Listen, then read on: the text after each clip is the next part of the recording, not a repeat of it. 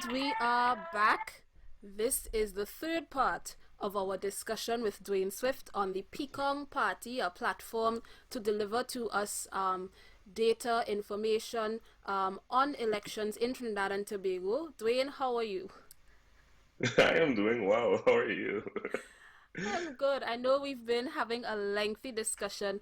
In our last Yes. discussion, we were going through the platform and we were going through some of the functions, some of the information that's on it, and we're going to continue our discussion on that now. So he's going to, for those of you who are listening to us, he's going to pull up that screen. We're going to go to where we left off. We're going to discuss the economic statistics that are on the platform. In the previous episode, we looked at the electoral statistics in terms of turnout, in terms of the size of the electorate, some of the trends that we've seen, and that kind of thing. Again, good discussions for if we are doing a post-election analysis, and then we'll go into general elections of 2020.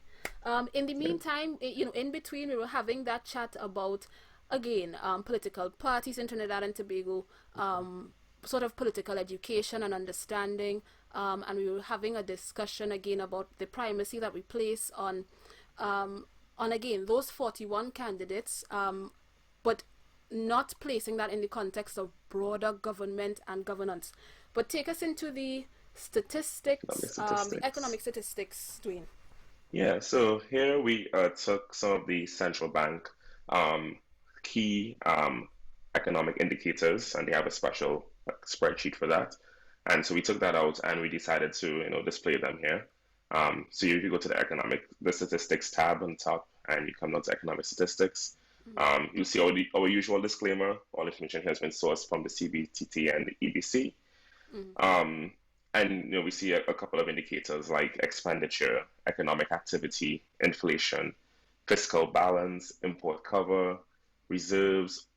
We have oil and gas prices there, private sector credit, repo rate, unemployment rate. Um, and these are all provided to you. And I'll jump to what a good one would be. Let's go to reserves.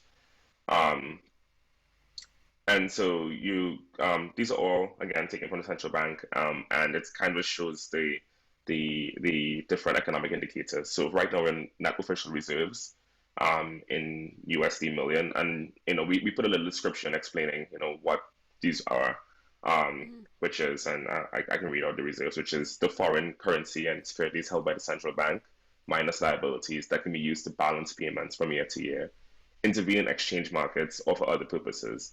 This can include funds like the HSF or the Heritage and Stabilization Fund, for instance.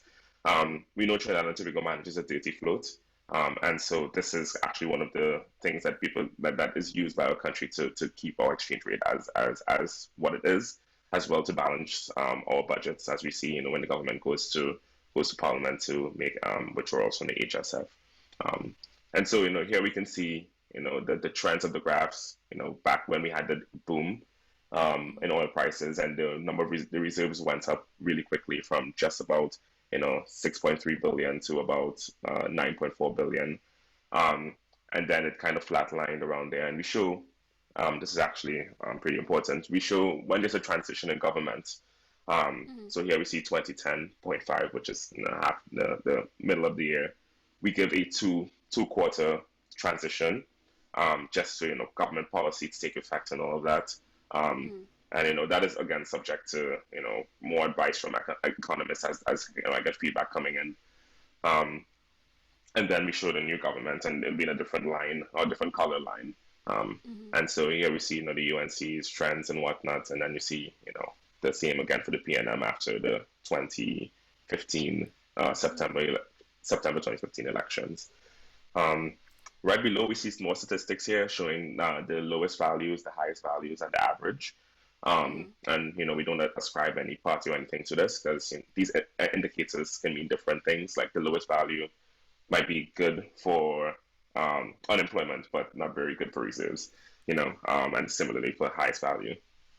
Which is I'm what I sorry. wanted to ask, because again, Hmm. so you give us an idea of what the graph presents and the like, but some of that metadata in terms of, again, the environmental context of Hmm. the increases and decreases. So again, in the years of boom, I mean, you know that because you've Yes. Yes. engaged the data and you've engaged the economists. And those who, like I said, those who might be economically inclined, those who might know more about economics, or those who may have followed current events, or those who may have been more, I don't know what use the word conscious, but again, following following current affairs, in those periods would know about the increases and decreases in oil prices, and as well how that might affect your reserves. The graphs. Yeah. But is that explained here or no? So this is the youngest page on this website, and we are looking at ways to kind of superimpose graphs on each other to provide that context. It's kind of working in parallel with getting the manifesto data on the website. But we're looking for ways to kind of incorporate that. But the only way we do that right now is just by having the other statistics available. So right now we show you can go and look at oil prices and look at gas prices, and you'd see kind of correlating with those different things. That being said, we definitely could do more to kind of tell you, like, have a look at this graph or that graph to contextualize this. And definitely would be adding that. Or maybe, because I was saying, again, for people who know, right, they might know, may or may not, but they more than likely will know that there are other things or other data sets or other variables that would impact one set. But again, like you said, if you don't know, then you might have to, link it to another graph where gas prices might be important to look at, or these other things might be important to look at, trade balance, etc. When we consider this thing about reserves, right? Yeah, I'm in also, right now. But. Or also, is there a way to maybe even, like you said, superimpose, where you have multiple indicators? So the and again, even then, I don't know if it will be understandable, because it might have to be narrative in discussion where a number of things affect, that explanation where a number of things affect a reserve, like A, B, C, and D, where you could hyperlink to the other graphs. And one of I was going to say, like, one of our approach initially was, and I'm currently talking with some some subject matter experts on these like economy and all of that. One way we were thinking of approaching kind of closing that gap would be to have another section, like right below here, that says, this person, contextualizes this, and this other person contextualizes this. And so, they can explain it to you, and explain, why we see the peaks and the troughs here, and, why we see a downward trend versus upward trend. Is it government policy?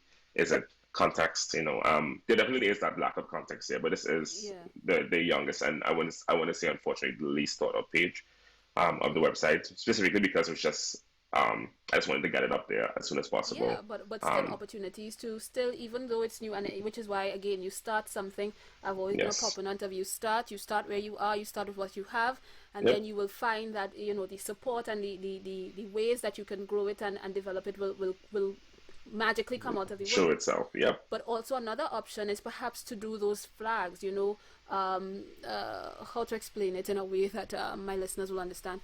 Sometimes on a graph you have the flags or the little stars or the key points. Right, in the timeline. So increase in oil and gas prices, or it's actually a really good idea. Yeah.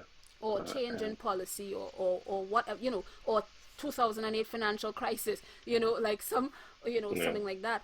But let me ask, so even in the superimposition of the two graphs, perhaps, or even in the narrative, have we done a correlation? And this may be, I don't know if this is, because this might be across two pages. I was saying between the political data and the economic data. Yeah, so right now, all we do is show the party that was in government, plus 2 quarters, just to give some time for that transition. As far as correlation directly, not yet. No, we haven't added that data yet. Because Um, what I'm looking at is to see how, and I mean it goes deeper into sometimes quantitative in terms of the mhm. numbers and how things change, or sometimes qualitative in terms of what policy has been put in place, and Yeah, how that policy might affect outcome. So how yeah, that thing that you can't count might affect outcome. But because what I yeah, wanted to think here is, mhm, and not even is political, social, and economic, or socio-political and economic yeah, political, if you just follow my train of thought, yeah, and it may come out in maybe further analysis as well, because some of the mhm, social data might also be important, right? Because yeah. if you cast your mind to to any platform, cast your mind to any political commentator, when they, or any citizen, not any citizen, segments of the population, the government never do nothing for we. Yeah, Common, or particularly around election time, or yeah, um, your constituency will suffer under this administration, right? Things that yeah, we've all heard. yeah, Or when this government in power, people in X area does you suffer. know, yeah, yeah, Or again, even when you cast your mind to, like I said, some of the demands from citizens, or even some of the promises from parties or candidates, because we were talking in the break about how sometimes parties, or rather even independent candidates, their platform, this is for central government elections, their platform is on building box drains and doing things that the politically educated person would know is not the remit of an MP, but of a local government councillor or whatnot. But again, we like to count things in tangibles. But yeah, people talk about the development of a constituency over another, and how certain constituencies might be favoured, and that kind of thing. yeah, Is there any scope to do that kind of analysis to see yeah. how constituencies fare? That is that is that is honestly that would be really good data to have. I do not think we have that. I know definitely we don't have the data. I'm not sure if we like any SCSO or EVC or CBTT established publishes that data. Yeah. It's also difficult because you talked about that cross between what a local government versus a central government representative should be doing, and some person might view um, the building of the Brian Lara Stadium, for instance, as like a really good development for, I think that's Hoover South Mm-hmm. um, constituency. When that's like central government, like infrastructure building versus like Mm-hmm. local government, like yes, there's a Brian Lara Stadium, how are your roads, Yeah. like and so But I think it'd be great to have that data. I just unfortunately don't think it's being collected. even more than that, I think, which is why I was saying even about the social development, because then Hmm. or social, or human capital development parts of it as well, because then we can also determine, or we can also, so first thing, we can also determine what development is happening, because a pet peeve of mine as well is that people think about development and government performance in brick and mortar, when there is a lot more that goes behind it. How is your Absolutely. standard of living? You know, do you Yeah. have running water, since the promises for water for all? Yeah. Yes, oh, education for all. We had that promise in terms of policy, but how does it really stack up in terms of quality of education Quality. for all? When you talk about opportunities for social mobility, when you talk about health and health, all these other social indicators, but also in this context of, like I said, we believe that development is happening, or we believe that constituencies are favored, whether by the condition of their roads, or of Hmm. their drains. And I mean, not to downplay, no, not to downplay the significance Absolutely not. of Yeah. that, and not to downplay the fact that yes, drainage matters for health and safety, for Yeah. example, but also to say, because which is what I was looking for before our call. This correlation, I think, also helps in our political analysis, to understand how the country fares, or how constituents fair under governments, but more importantly, how they vote. Because if we correlate, say, educational attainment with, because I mean, we typically go based on race, right? Right. If we correlate educational attainment with political voting, or if we correlate education and age, or if we can correlate age, so we have age statistics. We should have them by municipalities. Of course, that's part of the thing with integrating data sets, because municipalities, there are different constituencies within municipalities, so disaggregating the data might be thing. But if we look at age and voting trends, if we look at educational attainment and voting trends might be, like I said, based on party, or it may be based on not voting, right? Thing. If we try to make some assumptions between sex and voting trends, or even voter turnout, and I remember the thing that I was trying to remember, and I recognized only now that it was a post in 2012, and again, not to beat the dead horse of media stepping up, but the post was made on our media house's Facebook page back in 2012. They didn't even link to the original report, so people who wanted more information couldn't even go to read it. So I had to do an hour of research just to find the report, because they just said, oh, new CSO report. Didn't even say the title of the report, but I digress. Anyway, so for example, the report that was in 2012, I finally found them, but it was two reports. I looked at the census and housing, as well as there was an atlas done. But again, the report showed that, for example, Sandy Grande had the highest adolescent fertility rate. What does that say about development in the constituency? But what does that say about the conditions in the constituency and voting? Or Mayaro Rio Claro has the lowest rate of women attaining a secondary school education. What kind of things are constituents in Mayaro Rio Claro, or what kinds of things are candidates in that area putting forward as policy or as their platforms? Tobago, this is back in 2012 data. I don't know if or how much the situation has changed. This is across the board. Tobago has the lowest annual household income per capita, while San Fernando has the highest. So when people make claims on platforms, let's say that this body ain't doing nothing for us, or that body, or this thing, how are those trends changing over time? When you look at, there was one element about, there are different elements, again, economically and social statistics and that kind of thing. When you look at human development, for example, in terms of long and healthy lives, knowledge in terms of primary educational attainment, secondary higher education attainment, and standard of living, some of the key forecasts or outcomes were that out of those 4 indicators relating to human development, again, this is based on the 2012 report. I don't know if another one has been done since. Point 14 ranked the highest in primary and secondary education. I don't know if you have the constituency map where we can thing where again, right. Point 14 has the highest in primary and secondary education attainment rates, and had the lowest percentage of population with chronic illness. So again, when point 14 is based on your thing, currently it's under the PNM, Edmund Dillon is the MP, and then when we go to historical trends of which parties were in charge, so to speak, in point 14.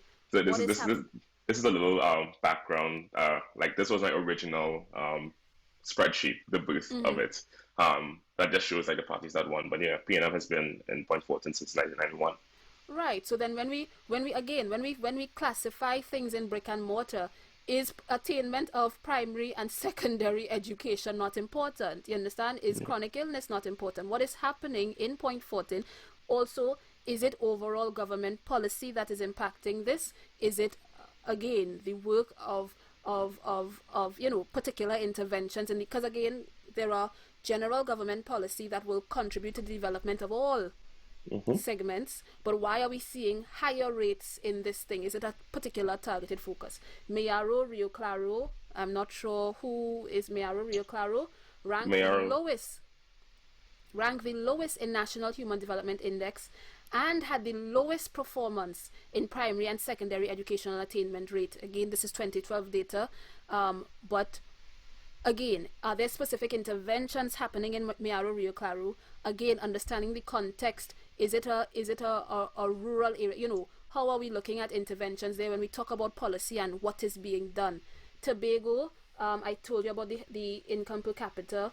San Fernando also ranked the highest in secondary and higher educational attainment rate. So Point Fortin had primary and secondary. San Fernando had secondary and higher educational rate compared to Sangre Grande, which scored the lowest, right? So overall, Sangre Grande and Mayaro Rio Claro had the lowest HDI figures in the 4 areas of measurement. I also want to point out here, because I think this is interesting. This is back in, again, 2012 data. I don't know what the data is saying today. But based on the conversations in the national space from time immemorial, they would have you believe that our lowest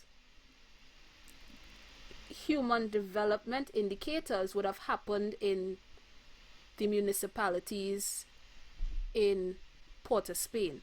Yep. Right? Yep. They would have you believe that other and I think, but this is you know, as I say, because I didn't even think about it until this thing, because what I'm saying is, if that is not the case, it also speaks to deeper, again, beyond elections and beyond the politics. It also speaks to deeper social and development research, but it also speaks to beyond elections, how we conceptualize development, what is happening, and what is needed. Because if somebody were to ask you today, and be honest in your thing, listeners and viewers, if you were to think about the lowest income per capita per year, you know, which areas would you have called? And if you thought about the lowest educational attainment rates and the kind of stereotypes that we perpetuate and promulgate, like I said, on the platforms or in the media and in general discourse, you know, there seems to be some shift in what the data is saying. But again, this is predicated on 2012 data. This is the last data that we have available, publicly available. I don't know if 2020 data or 2018 data had been collected in the first place, but something like this is very important to note. Absolutely. And then again, for most of the what we do know is that most of the development or most of the positive indicators in terms of highest rates also tend to be on the western side of the island. When I say western, I mean I don't know if Dwayne just allow me to share my screen for a moment. Actually, sure. Because our listeners because our listeners are a thing. As you have the map open there, so the lighter areas where you have least or lower figures tend to be in Sangre Grande and Mayaro Rio Claro on the eastern seaboard, if I could call it that, along that line, including the middle constituency there. I'm not sure what that one is. So? No. On the eastern coast. Oh, come to Manzanella. So, along the eastern coast. So something is happening, or the data suggests something is happening, and we have to, let's see. Tobago was strong in primary and secondary educational attainment. But all that to say that, you know, there is so much we need to unpack with the data and so much analysis that could be done versus simply relying on this age-old debate about tribalism. There are intersectionalities that the voter has beyond just what race they are, right? There Absolutely. are a number of things that impact, and I mean we've ignored it for some time, but Sorry, I think we reach elections. Yeah. Oh, next? Yeah, I Oh guess no, we're at wait. it. Sorry, we were Oh, talking about economic indicators. I don't know if you were yeah. done there. Yeah, I mean that I was just going through, what it was, and that's what, you can see the unemployment rate. But I think you bring up a very, very valid point here, and it's something I'm definitely going to look into, especially the adding flags part. That is very quickly implementable, so I definitely will be Yeah. doing that. Yeah, I think Um, it's I think that is important, and it's also important to, again, which is why the graphs that you have are good, because they also, like I say, go down to sometimes the month, because when you have administration spanning a particular year, then it is mhm, difficult to just say, oh, 2015 to 2020, because an yeah, administration, the last, this administration's term would have started in September of 2015, 9 months into the year already, whereas the last administration, their term would have started in May of 2010, information like mhm, that. And then even, like I say, some of those social indicators, because the last data available from CSO, the average age in, say, the municipality of Port of Spain was 36, age 36, mhm, whereas in Sandy Grande it was 30.5, oh, but 30, right? yeah, And the lowest median age that we had in Trinidad and Tobago, again, this would have been circa 2012, I believe the last census was published, would have been Tobago at 29.7. So again, in terms of the disparity, and I mean, it's not a wide disparity in terms of median age, but yeah, then how does age affect voting in the different constituencies? And then when you add you know those different intersectionalities on top of it. But yeah. I hand over to you. Yeah, I mean, that's excellent analysis, and it's something we're definitely looking into adding afterwards, after general elections. So I'm like switching headphones back and forth. Um, but we definitely um, are interested in adding those stats and tracking those stats. Um, as far as general elections 2020 goes, sorry, we have three things that we do: the campaign manifestos, the election candidates, which is just this is already listed in the constituencies tab, but you can specifically see if you like the map navigation, you can click a constituency and see, the candidates that are running for that constituency. And if you click the link, it'll take you to a Google search about that candidate, and you'll see all the Ah, information available on don't it. just don't just gloss over that. Um, don't just gloss over that. So in terms of the map, listeners, again, the same map of Trinidad. So everything is pictorially represented for you, Yep. even the shape of the constituency. But see, when you click on the constituency, you see the candidates. So, for example, the example that we have here is La Hoqueta Talparo. So we Hmm. see that right now, or in this election, there are three candidates: Bennett Thomas of the Progressive Empowerment Party, Foster Cummings of the People's National Movement, and Julian John of the United National Congress. But there is also that note to say that the incumbent, Maxi Cuffy, of the PNM, is not up for re-election, so that you can also see, so you can see who the incumbent is and whether or not the Yeah. incumbent is thing. But then, as he was saying, if you click on the name of the candidate, then there's a new tab, which opens a Google search for that candidate, and you will see, again, like any other Google search, some of the news stories, videos, and information about that candidate. And I think that's a very smart or easy way to do it, so it's linked. So do Yep. you have that for all the candidates in the election? All of them. It's Wow. like hyperlinked in. So I just went to that video mirror, my That constituency, is, and it brings it up everything. You can see Arima. Oh, didn't know that. yeah, that is cool. Yeah. And if they are up for re-election, I'm trying to find one that they are. Oh my lord. Here we go. So like point up here, for instance, Mr. David Anthony Lee, um, he is up for re-election, and so you can see that there as And well. so you would see that note. Yeah, I Yeah. think that's cool. Yep. Do you Yep. have a page with the picture representation of the candidates? You know how the Unfortunately not. okay. Mainly because it's really hard to find for some of them. Mm. Because not all of them go up like are part of big parties. Like the big parties, the UNC and the PNM, it's easy to find those pictures. But for for like, others, you know, it would the be difficult. independents, the Yeah. PEPs, it's difficult. And just to keep everyone on the same, at least visually Yeah. level playing field. But then Um, also the hyperlink also sort of yeah, I mean, if you want mitigates to, that, because then you can go to the image search and yeah, hopefully if the person is sufficiently active, you yeah, would see the right pictures appear for the person. Yeah. yeah. And I So I, yeah, I that's make the yeah, and I make the sorry. I make the search like very, you know, the search that it does is basically very it takes the specific. person's name, the party, and the acronym of the party. So, you Very know, it specific. should, Yeah. yeah, Yeah, so I think that's something. And then within the manifestos, typically as well, again, if the party is a bigger party and they have a manifesto, they typically have the the pictures pictures of of their yeah, candidates anyway. Yeah, yeah. so that's Um, good. That's good. yeah, and it's and that is available in the constituencies tab as well. But you know, it's here if anyone wants to look at that alone. Um, I can do like 2015 results Sorry, or the sorry. manifesto, like How did we get to this page of the candidates? We went to general the general elections, elections. and then we went to election candidates. Yeah, And this is where the map came up, and we choose which yeah, constituency we're looking at. Okay, yep, yep. right.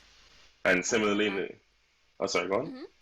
Yeah, I was No, going go to say ahead. similarly in the general elections tab where you can click and you come down, which is on the top tab of the website.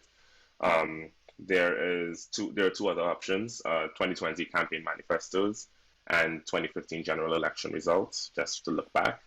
Let's go to Um, the manifestos for a moment. sure. And so here we have our usual disclaimer as well. But Mm-hmm. we divided the manifestos into kind of two main groupings. Mm-hmm. We have the manifestos. Sorry, the ones that have their own page are the three parties that are able to form government on their own, meaning that they send more than 21 candidates up for election, Mm. which would be the PNM with 41, the UNC with 39, and the PEP with 28. And then we have Okay. a separate page for minority political parties. Can you Um, take us through? Can you take us through? Just to see. So sure. if we go to PP, the first in the list. Sure, yeah. And so this is a list of the manifesto policies, and you can click here to see the full manifesto. There's a hyperlink right below there for you to So look that at it will the, take you. It will take you to their page where they've yeah, uploaded the where they manifesto. published their manifesto. If Um, we go back to your site, yeah, um, so what you've captured here is basically all the main. main points of their manifesto, but Okay. well, in the order in which they presented it to us. So I don't want to say Okay. unorganized, just the order that they presented it into us, or to the public. And Mm. this is a work in progress, but I'm highlighting like all the main points just so you can Mm. like, you know, your eyes can like jump to the you know, the Is essential this information.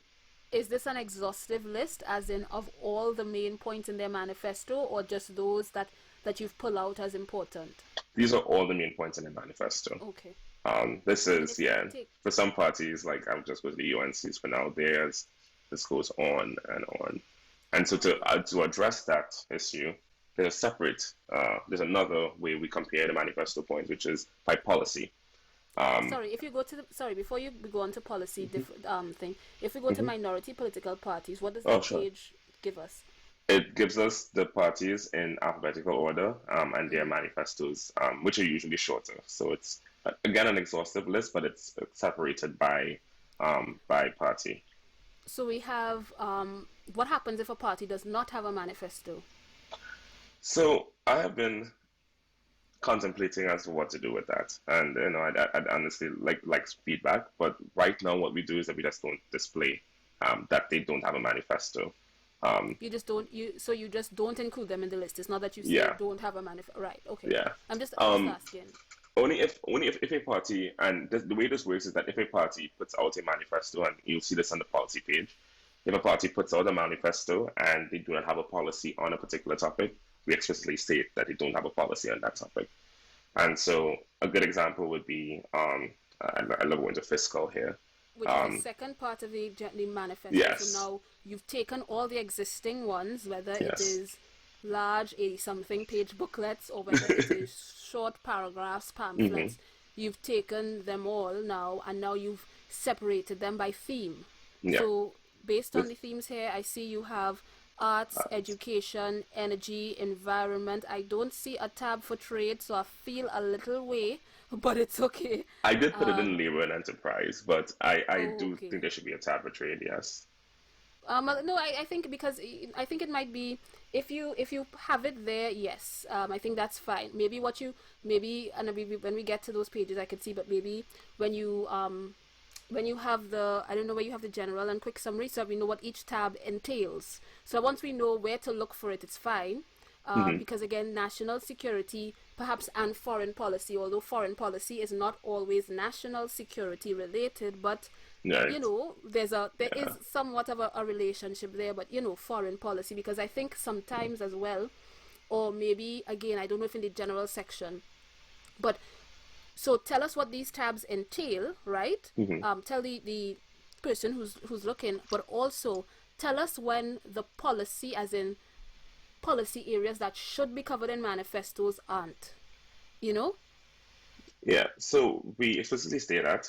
And so as far as telling you where like what the tabs entail, that's a good suggestion, and I think I would add it to the general.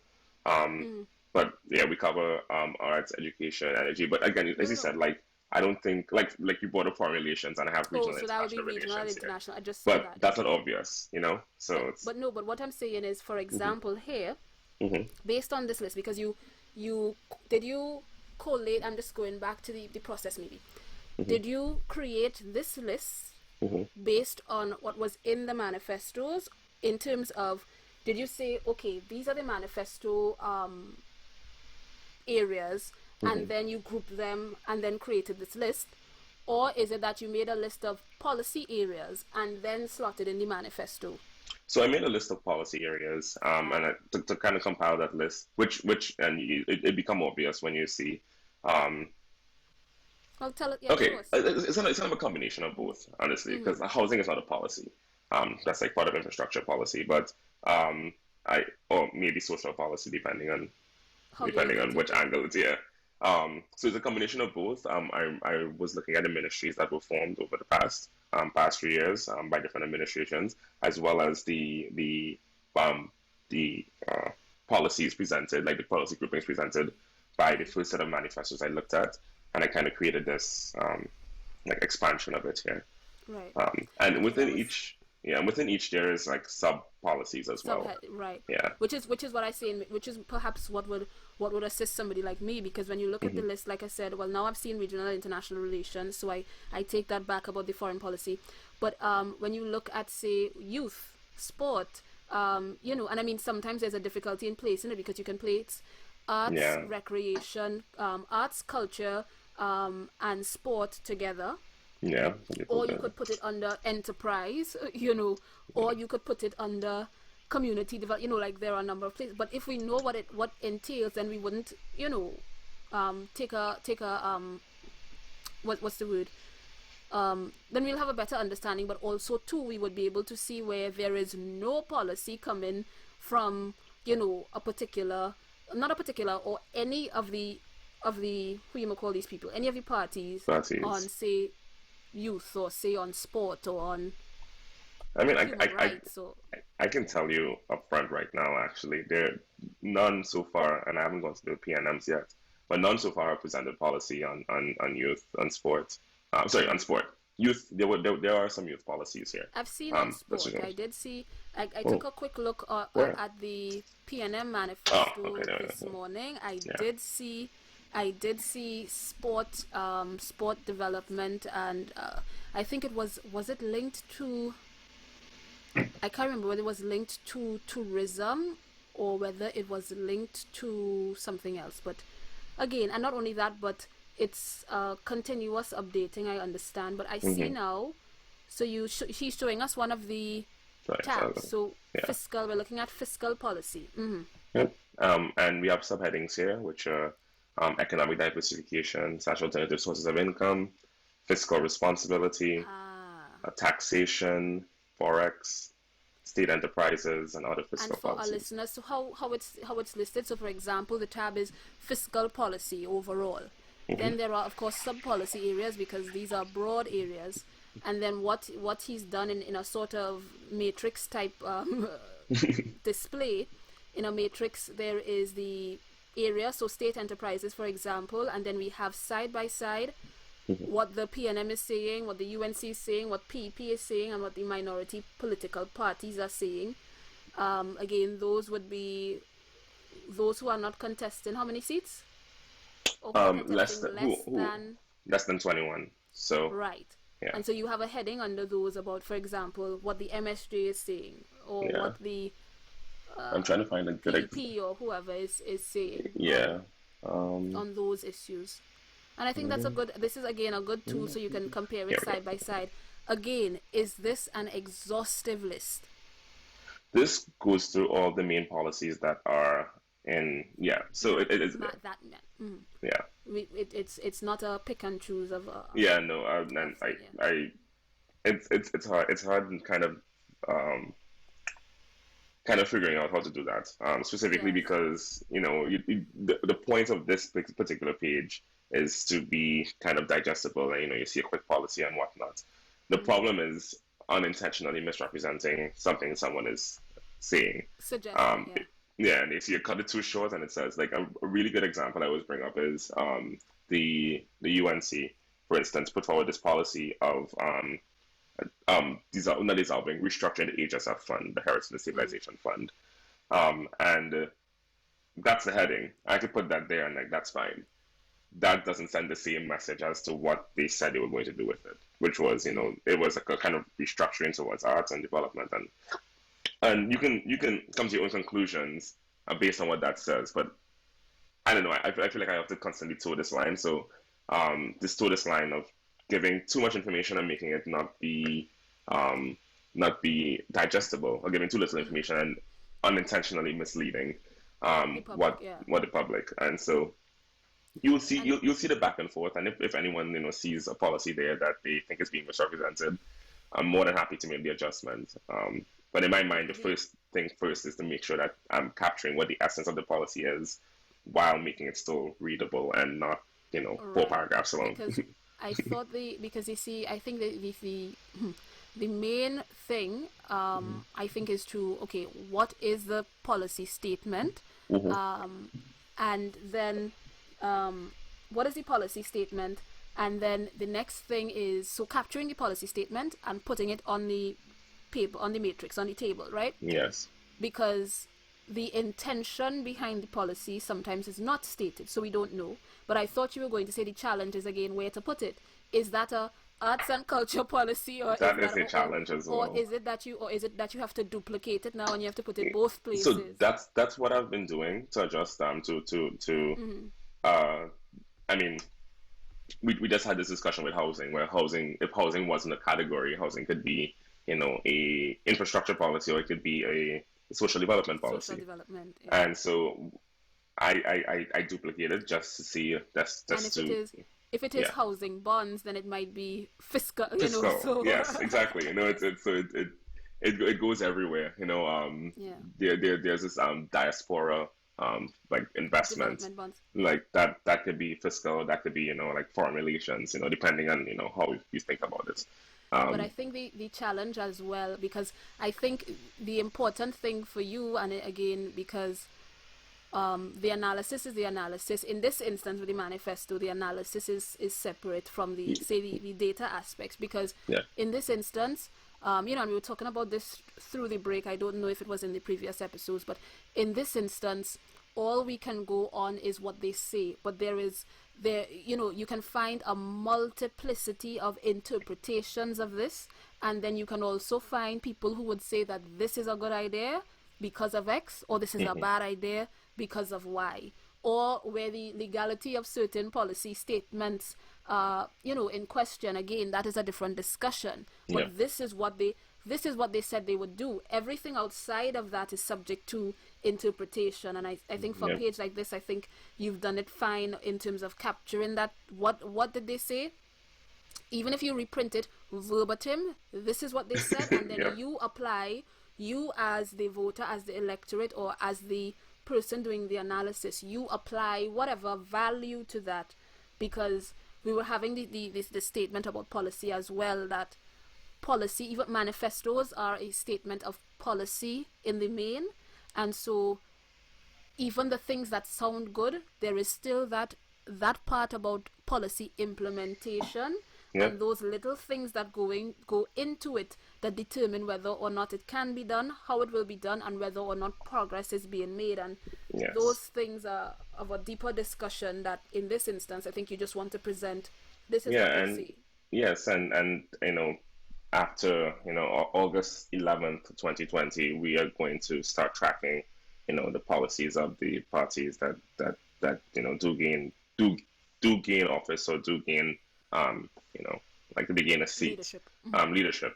And that's when it would switch into the analysis side, where like we'd see, okay, here's the policy, here's how they said to be implementing it, and let's look at as you said, legality of it. Let's look at how they can approach it, and then we're keeping track of it. So that's where the accountability comes in, and we'd have like hopefully like mid-year check-ins or quarterly check-ins, and what that looks like. What that would be, because I think sometimes, like I said, and I kept saying, I don't like to debate platforms, as in party platforms and that kind of thing, because like I said, sweet or sour, there is the same confirmation bias. So you can tell somebody from now till thy kingdom come that this don't make sense, right?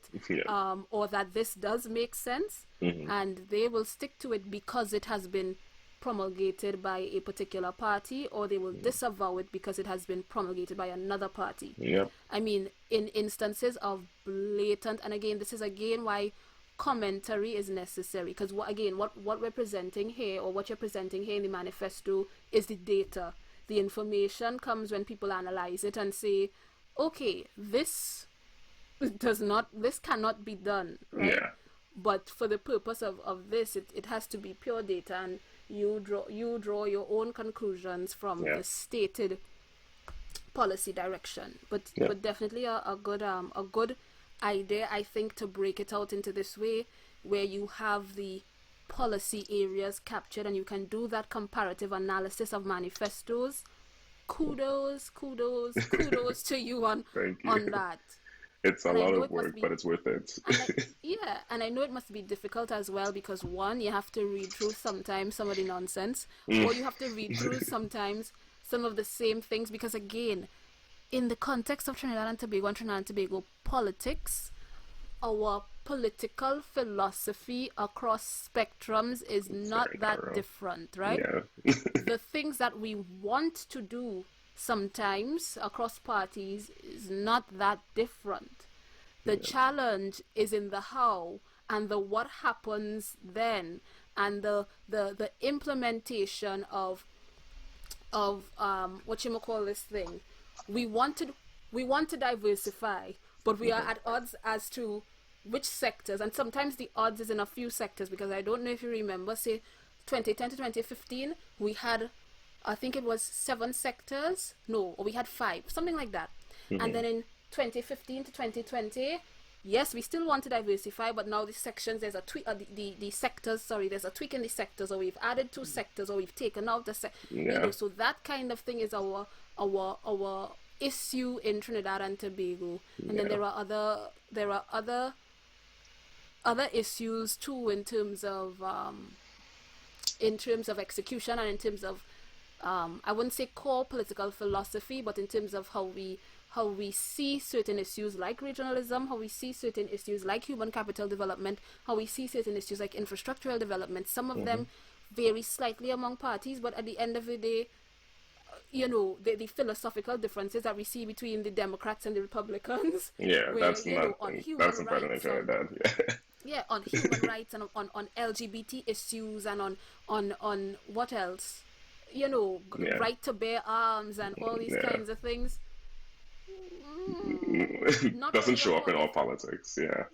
It doesn't show up in a real way, I would say, or in any significant way, because we also know, for example, when we look at things like Child Marriage Act, or when we look at things like the LGBTQ issue, and let's take the latter more specifically.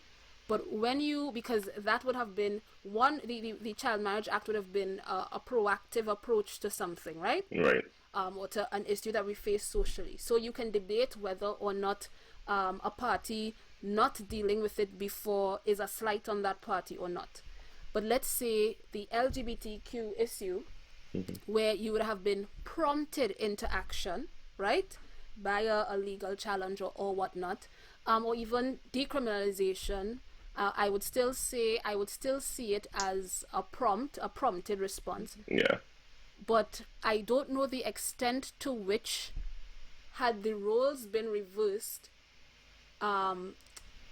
if what I want to say, if the response of PNM in opposition would have been different. Now, again, you might have had a difference in how the response is communicated. But that same towed the line. You see, the same way the opposition has towed the line. Now we could, like I said, the rhetoric around it and all the flowery, infuriating language and this and that, or even in terms of the LGBTQ issue, you have the opposition saying, no, go harder, go all the way, go whatever. And the government being, the administration rather, being reserved in its position in terms of let's wait for the case to go on and whatever other issues, real and perceived, in passing legislation now. If the roles were reversed, I think we would have also seen an opposition who is now saying, the UNC in opposition, who is saying go further, go faster. If they were in government, they would have been doing the same thing that the PNM in government is doing now, with toe the line, reserved, because you don't want to upset some segment of the population. And you would have seen the PNM in opposition saying go further, go faster. You understand? Yes, The philosophical issues with the question, I don't think is there like it would be in a Democratic Republican discussion, because we know that the Democrats would have held fast to a position of,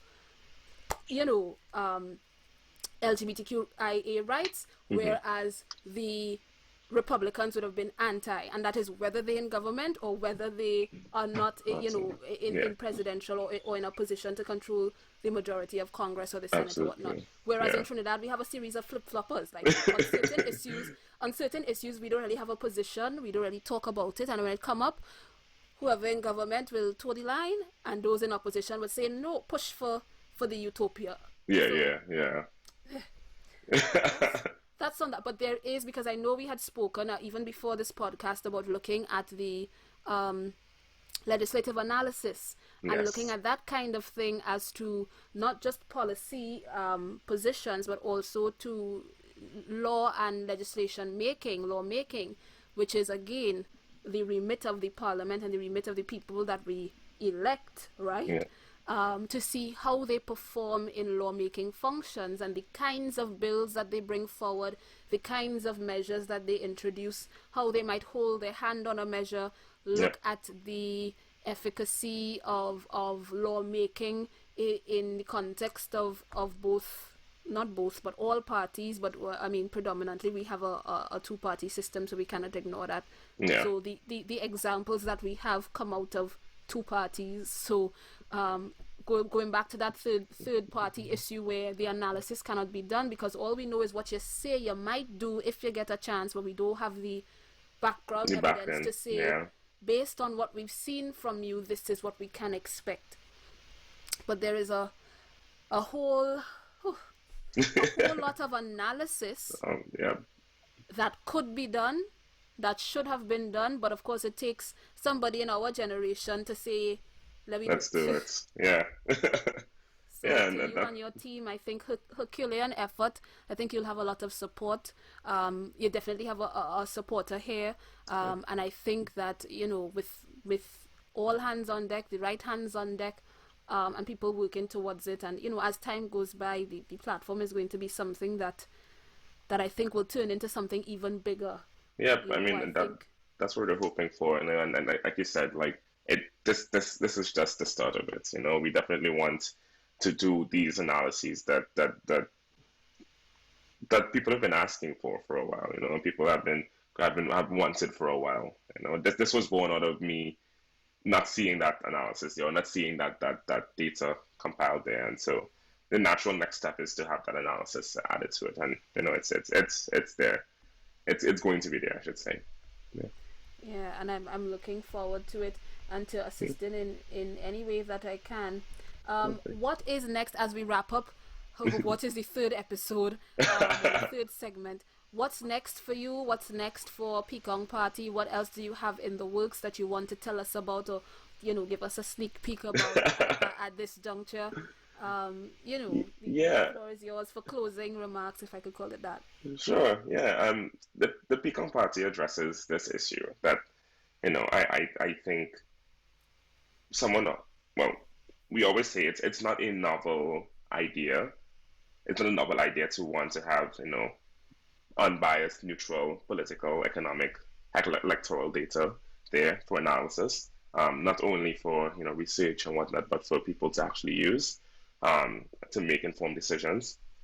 But it is a novel execution, and the way I envision this going forward is it becoming its own centralized body of work and kind of executed in a way that would both force political parties to think about the kinds of policies they put forward. One of the reasons I kind of explicitly state, actually, we're on it right here, health policy. One of the reasons I explicitly state if a party has put out a policy and they did not put out, so if they put out a manifesto and didn't put out a policy, I explicitly state it. Yeah. I wanted to force parties to have to think about what their messaging is and what their policies are. So wait, And before you continue, sorry, mhm, because for example, and I mean we know that the manifesto for, so we see manifesto has not been released, right? Which means yes, that this party, and I mean we know that they've now put out the manifesto, so that will be yes, updated.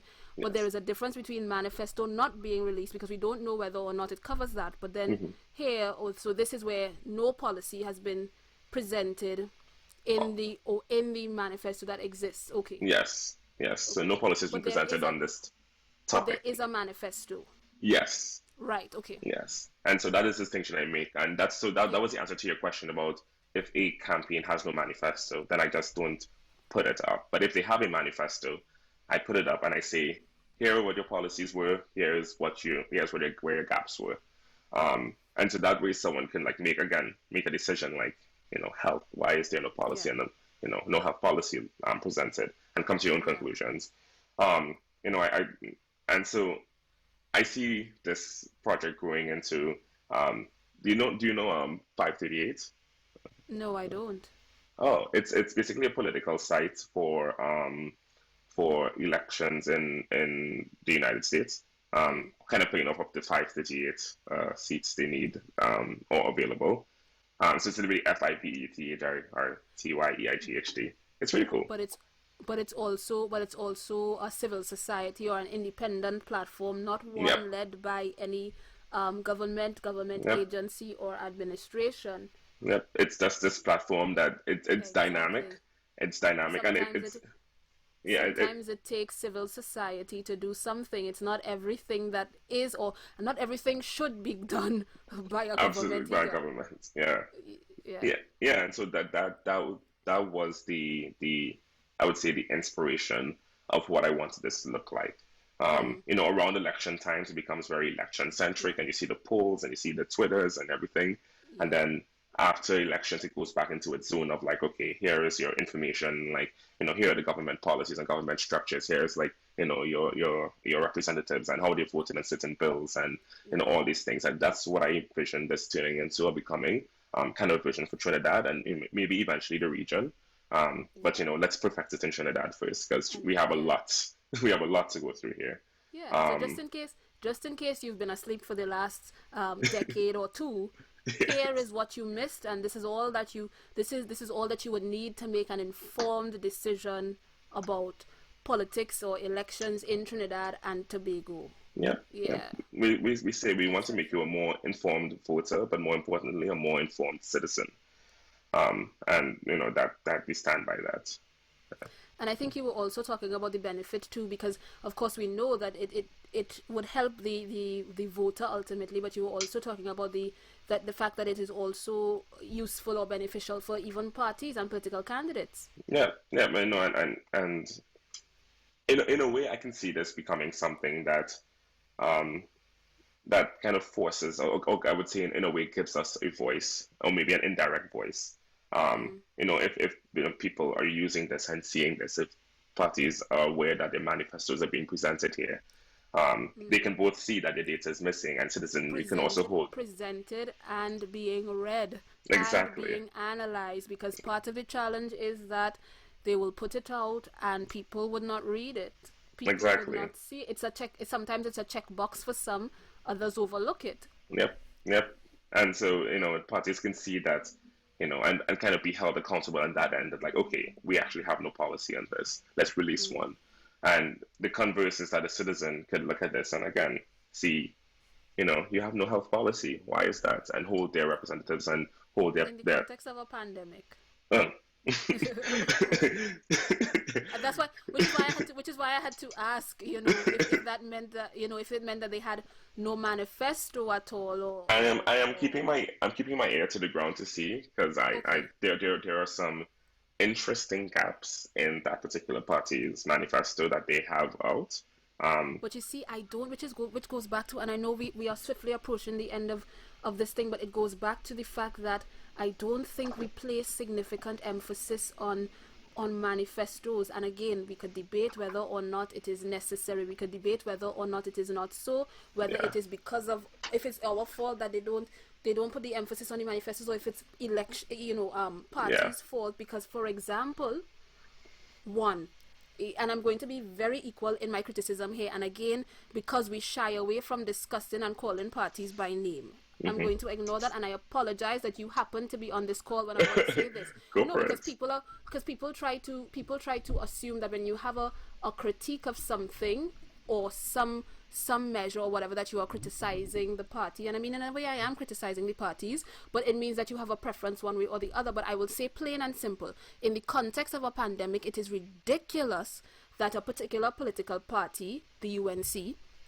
has no policy on health. That doesn't make sense, because again, even if your policies don't focus specifically on the pandemic, I am sure from the pandemic situation we've learned, or we've known, or we've recognized a number of things within health. Even before the pandemic, health was an issue, or health is an area of concern for citizens, that you should have a policy. So I don't think we take it seriously. And I will also give the PNM some licks as well, because the election date. You understand? Or you have control over the election. You can't tell me that 1 week before election you now putting out a manifesto. Yep. So we don't place an emphasis on this. And like I said to the other parties, the independent candidates and the minority political parties, you cannot tell me that you are here campaigning on local government positions, building box drains and this, that and the other, and not dealing with high-level policy issues that affect across constituencies, that affect the national environment and our macroeconomic stability and our future in the context of the global economy and the globe, as characterized by what we're seeing now, in the quote-unquote new normal, and in the future where we want to be. So, which is why, again, in the first thing, I'm like, how important are campaigns? And I don't know if it is being jaded because we don't get nothing in campaigns in terms of it doesn't really make practical sense. We can't hold you to it. You're not delivering on a manifesto, far less for delivering on a policy, thing. And then, again, my own concerns about manifestos being a policy statement, and how policy statements don't really connect with the man on the ground, because how we understand, we expect that policy statements are a light switch, that if we say we want to diversify, then all of a sudden there's a flick of a switch, and because we don't see it in the affirmative, then we assume that nothing was done toward diversification, which is a misnomer, which is an untruth, or it is not right to say. But I just had to say that we Jesus. Okay, but in your final thoughts, Dwayne, and we definitely have to come back sometime and chat. Maybe again, if I do that panel on the 11th, you'd be a good person to have on that panel as well, in terms of the data and the trends. But final thoughts as we wrap up this session. Yeah, I mean, we are going to be, at least on the Picong Party, going to be covering the 2020 elections. I took an entire day off for it. That's an aside, but we're going to be covering it, delivering live stats and, live data and all of that. And you'll see it. I'll highlight it on the website. Sorry, yeah, on the website, and you'll see like, trends as parties, you know, as we get votes in, and you'll see the map change, the typical map you see. I think it's as we enter this 2020 election, and as you have been preaching on your website and preaching on your podcast, my bad, um, it is important for us to let our voice get heard. Whatever that looks like, it's up to you, but it's important that you get out to the polls and you cast your ballot and do so with an informed mindset. Um, we Our aim is to present the data to you and present these stats to you. Getting on things like this, on podcasts like this, and another Zoom I did a while back. It's just to kind of provide context for the data being presented, but at the end of the day, it's up to you to take the data that's being presented to you and make what you must of it. Um, we're going to be presenting analyses very soon, but as of now, this is our way of helping you make a more informed decision and being a more informed voter, but more importantly, a more informed citizen. Yeah, definitely. I think you captured it very well, because it's not just about,